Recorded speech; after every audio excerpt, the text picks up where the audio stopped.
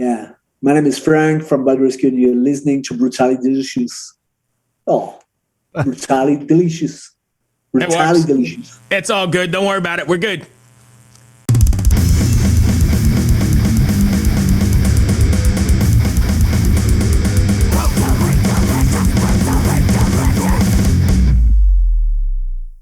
Oh my Hello. God, I see a hockey stick back there and No a way. guitar. How is that we're going to be on this theme all day?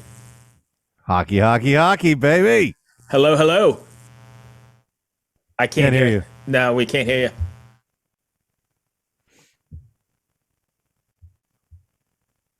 I will say, while you don't have a chance to talk, go Isles. Even if you're not an Islander fan. Is it working now? I Yeah, got you can you now. hear me? Yes, yes. All right. Sorry. No problem at all. How are you? Yeah, I'm fine, and you? I'm doing wonderful, thanks. Are you a hockey fan? Kind of. There is a good ice hockey team in my town, so I follow them. Cool. Nice. Where are you from? Angers. It's close to Paris. So it's like 2 hours from Paris. Oh, cool. Cool. Sweet. I don't know This is the first French metal band we've had. I think so. That's what I was just going to say. I don't think we've had anybody from France on here yet. Really? Even not Gojira? Oh, I man. wish. I've We haven't interviewed Joe before. But not here. All right. Not on the podcast. No. But I interviewed him. Nice guy. Really nice guy. Yeah, really nice. Anyway, thank you for joining us. I appreciate it. I'm Bruce. There's my partner, Chris. Yeah, nice to meet you. Nice to meet you. Chris, you want to jump in? You want me to take the lead? You give her, man. I'm going to take the lead here.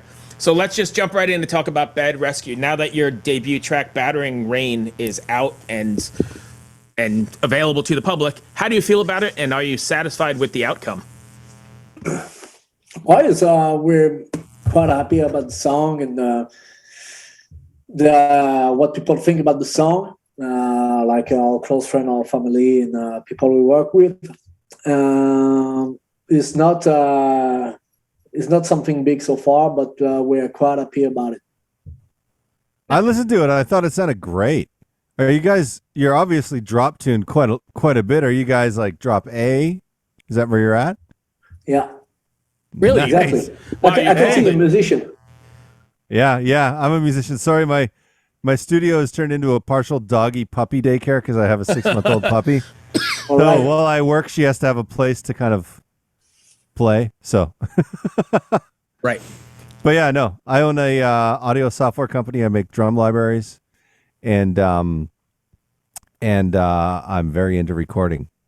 So Right. when I heard the guitars, I was like, it sounds like drop A to me, which is heavy as fuck. And are you guys doing that on 7-string guitars or 6? 6. Oh, really? Yeah, it's a Oh, Gibson. I've On got Always Gibson's. Gibson. I've got to ask, because I'm not a musician, is drop A, is that like really loose strings?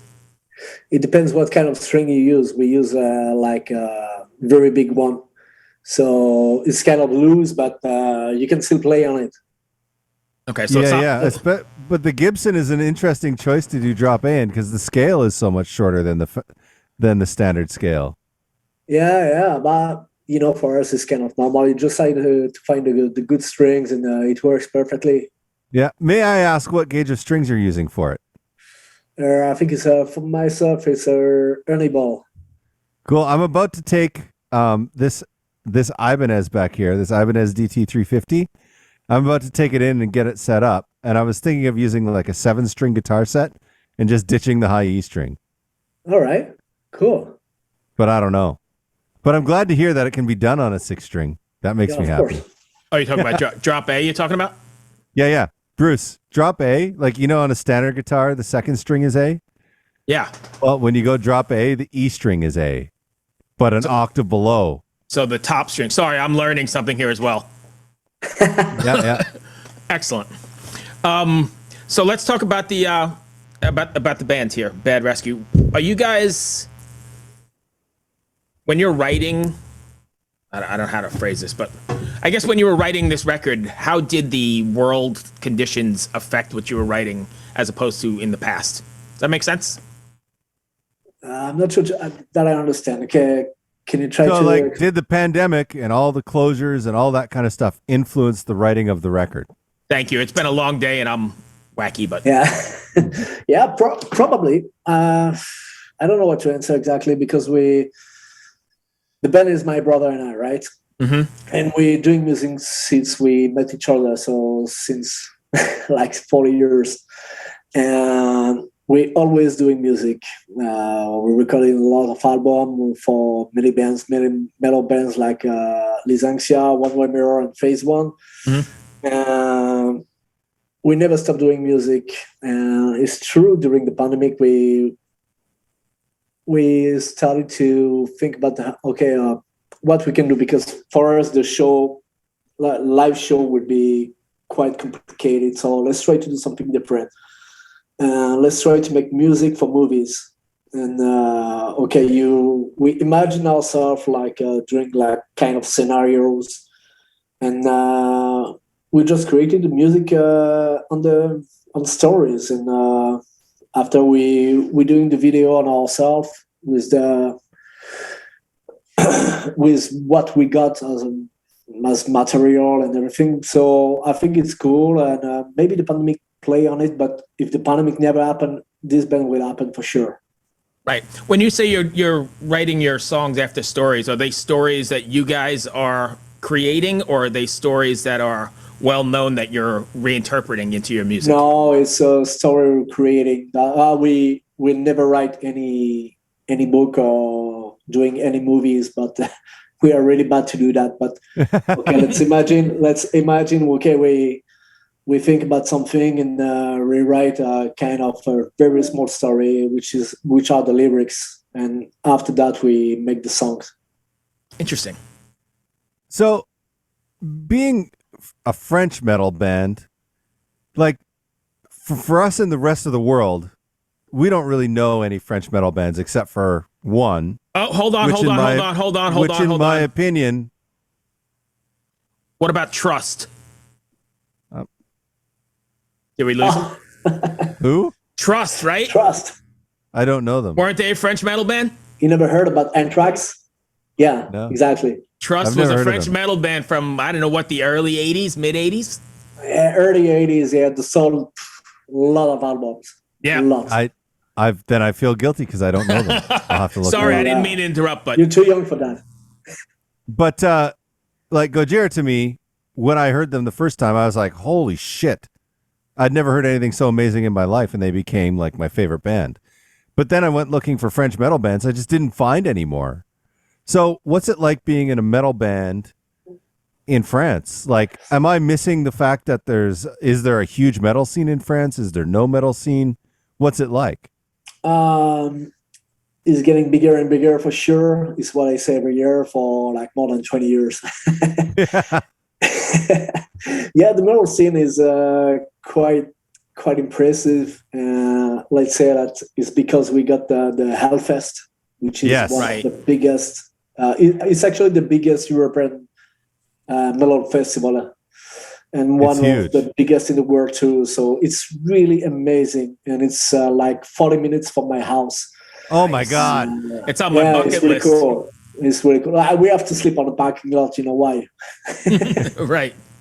But anyway, this festival brings opportunity for small bands, French band, to play there. And when you arrive and you play, even if it's 10 o'clock, you play in front of 30,000 people. So everybody wants to play there. The festival is really cool. There is a really good image. So we don't talk about metal music on the mainstream media, like the mass media and everything, but the Hellfest is bigger than anything else. So right. It gave a really good image, and it keep going. So now that we got a lot of very good bands, and a lot of good bands playing in US, Japan, everywhere in the world. Right. That's very cool. So, like, are you guys have plans to play Hellfest? With Bad Rescue, you mean? Yeah. No, I'm not sure we're gonna do any shows. So far, it's like kind of a studio project and a video project, music project. for the show, we will see later, because it costs a lot of money. You need a technician. You need to have an idea more than taking guitars and go on stage for this kind of music. But we already played at the Hellfest 3 times with one of our other band. Oh, cool. Oh, sweet. I did not know you were in another band. Yeah, I did not either. Yeah. Imagine if he goes, I'm in Trust. I'm in Gojira. So if you guys are not taking it on the road, is this like a thing where you're constantly writing then and constantly creating videos and that sort of thing? Can you repeat, please? I got a problem. Yeah. So since this is not, you're not preparing for shows or doing any of that stuff, is this a project where you guys are constantly writing and constantly creating videos? Yeah, exactly. We actually recorded 5 songs so far. It's already mixed, and the master is done too. And we're gonna release the new video on the 14th of January from Rights. And it's a little bit more professional than the Battering Rain. And we're already shooting the 3rd video, and we're thinking about the number 4 too, which is really cool. So we never stop working. It's actually it's a full-time job so far. Nice. It's amazing because you said you're in Paris, just outside Paris? Yeah, just 2 hours away from Paris. Okay, so you guys probably have quite a bit of downtime right now, then, so you can spend a lot of time working on the music. Yeah, exactly. Yeah. We never stop working. Never. That's awesome. Is Paris on lockdown at the moment? I don't know. Yeah, no, Paris won't go. There'll be no more lockdowns because their vax rates are pretty high. But I know that they just put in a mask mandate for outside, even in Paris. I'm not sure we're gonna have any lockdown. So you just cannot drink at the bar. You have to be seated. That's it. Yeah. Oh, okay. Interesting. Crazy. It is. The world is so crazy. Everyone's doing something different, and even within the same countries, they're doing things different. And then even within the same provinces or states, they're doing it different. Yes. It's it's crazy. It's so random. Like I live in North Virginia, and I can drive 30 minutes and hit 3 different areas, and they're all doing something totally different. Oh, really? Oh, my God. Yeah. It's really weird. It's like the Wild West. There's really no standardization at all. Yeah. Oh. He's blown away. He's like, really? That's bullshit. Are there shows in Paris or in France at this time, or are there no shows at all? So show can happen. So in a very big venue, it has to be less than 2,000 people, and people have to be seated. So you cannot be stand up, and the bar are closed in the venues. That's interesting, because I just went to maybe 3 weeks ago, Chris. I went to see Yngwie, the guitarist, and it was, I don't know, a regular venue, no restrictions. I mean, they checked your COVID vaccine going in, your card, but they didn't enforce masks. They didn't enforce. There was a pit. Everybody was just pushed up against each other. I mean, it was just. Oh. I was totally amazed. They took the time. They took the time to check your vaccine card, and then after that, they were like, "Well, fuck it, you're on your own." All right. It's not the same year. People try to take care, but of course there is kind of free parties somewhere. But sure. But the official venues is quite complicated. Many shows are canceled. Yeah. And postponed, cancelled. Yeah. It's such a weird time to be alive. What a weird time to be a musician, really. Yeah, we have to see it totally differently. That's it. We have to say that it's like at the very beginning of the lockdown, I cannot move from my house, and my brother cannot move from the studio, so we have to talk by Zoom or by WhatsApp. We make music differently. You don't have the same energy, so you have to think differently. That's it. It's let's say that in 10 years we're gonna say it was interesting. Yeah, I mean, you kind of had to reinvent yourself, right, or reapproach it a different way, because you can't be in the same room banging stuff. So I can't remember the band that we interviewed from Italy. The singer, I can't remember his name. Great band. Oh God, it's off. Anyways, he was one of the first musicians we talked to where he said that the pandemic was the best thing that ever happened to him creatively, because he was able to just sit at home and work and get the job that he wanted to do done without having to worry about all of the press and all of the shows and the touring and then family life and all this. He could just focus on creativity. And I wonder, do you feel even partially like that? I think it's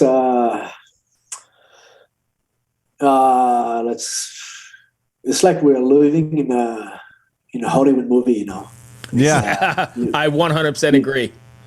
Yeah, so far I don't really realize. Maybe when my daughter will be big, when I will explain her, it will be kind of really strange for me. The big thing I know is we cannot move from our place. We cannot travel. We cannot go to other country. That's the worst thing can happen to me. And it's like, okay, we stay here, and we even going to the beach can be really complicated. So that's the worst thing. But after, for the family project, for the enjoying life, and for Netflix, it's cool. That's it. Yeah. You know. Yeah, it's an interesting time to be alive, and it's almost like a global trauma, really. The whole world is going through it. Like, even in the U.S., where the government is basically just shit the bed on every bit of this completely. just to be honest, like, if there was a bed to be shit, the United States has filled it up 4 times already in their response to this pandemic. But like, there's a global trauma going around because there's still a lot of people that believe in science and how it can affect them, and they know people who have died. Like, everyone in the U.S., I would say almost everyone knows someone who's had it and been severely injured and or died. Right. And many people know multiple people that way. So, I mean, we're almost at 900,000 deaths in the U.S. now, I think. So there's like this global trauma happening, and it comes from both sides. Some people are really afraid of the health outcomes. Some people are really afraid from financial outcomes. Some people are afraid of the freedom outcomes. Some people are afraid of government overreach. Some people are afraid. There's all of this fear surrounding what's happening. And it's not just about the virus, but it's about the outcome of what's happening. Yeah, I see what you mean. So how do we get through this? What do you think? How do we as an artistic community get through this? If you drink a lot, it's cool. It can solve some problems.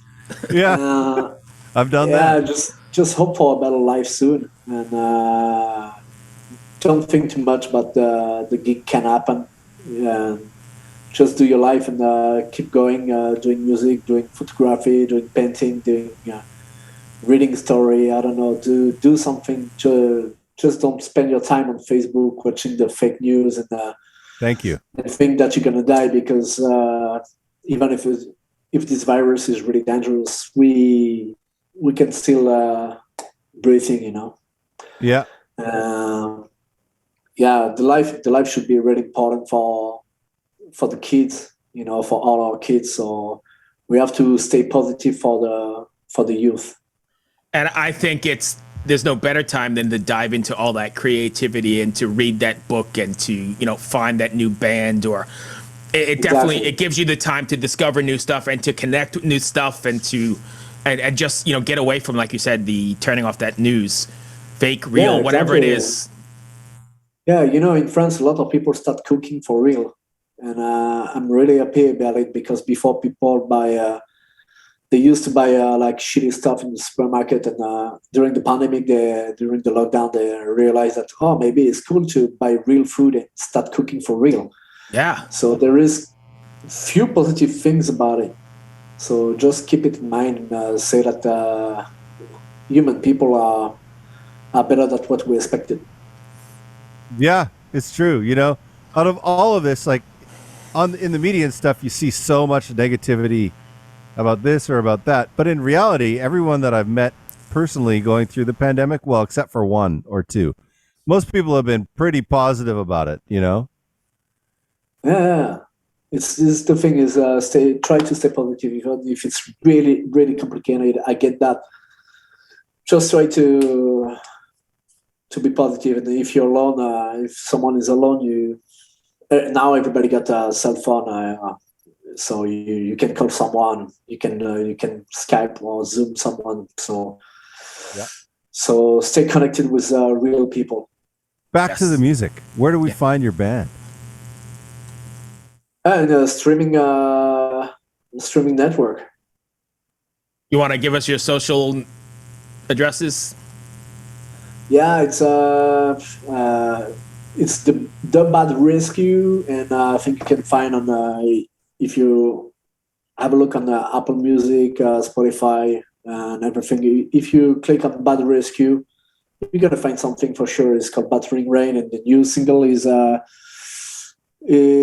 it would come really soon. So you didn't have the link of the new video?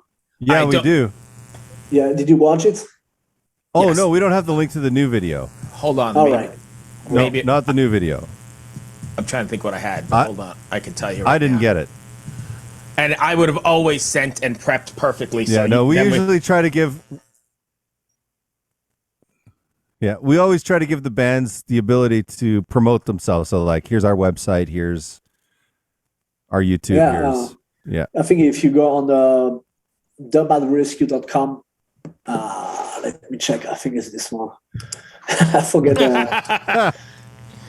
Yeah, sorry. Yeah, it's Bad Rescue. You can find if you click normally you can find because there's not. I think that we are the only one band called Bad Rescue. Okay, cool. Well, that's a miracle in itself, right there. Yeah. Yeah. Yeah, it's crazy. When you start a band and you're looking for a band name, You're like, oh my God, I have the perfect name. It's more complicated than creating a song. Yes. I have the perfect name. And then you look it up and there's 20 other bands with the same name. You're like, oh, damn. Yeah, I know what you mean. Yeah. Yeah. I did that. I created a personal project called Enemy of the People. And when I Googled it originally, there was no band. So I bought the domain. I bought everything. By the time I released my first single, I was getting contacted by a band's label. Hey, wait, really? Up. You're taking up you're on our Spotify for some reason. I look, I'm like, oh God. Yeah. Wow. I was like, well, at least I own the domain. Nice.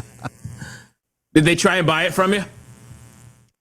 No, it's some indie label out of the UK. Oh. But they do like I do like metal, and they're doing like psychedelic college rock. Oh, It's just like, oh no. So like my song Kids in Cages goes up and it's up against their psychedelic college rock. It was really funny. That's funny. That is funny. Well, that's all I've got, man. I don't know if I missed anything you want to cover. No, I'm good. Did I miss anything there? No, we're good. Yeah, thank you very much for your time. Really interesting question. Thank you. We try and keep it a little bit different, a little bit out of the ordinary, so we don't ask where the name came from or that kind of stuff. Yeah, you can get that anywhere. This is a podcast about getting to know the artist. It's not so much about like, all the bullshit that everyone else asks you 24 hours a day. Oh, that's really cool. Thank you very much. Yeah, you got it, man. All right. Thank you very much, guys. Hey, thank you, my friend. Stay safe. Yeah, you too. Be well. Bye-bye. All right, bye. Bye.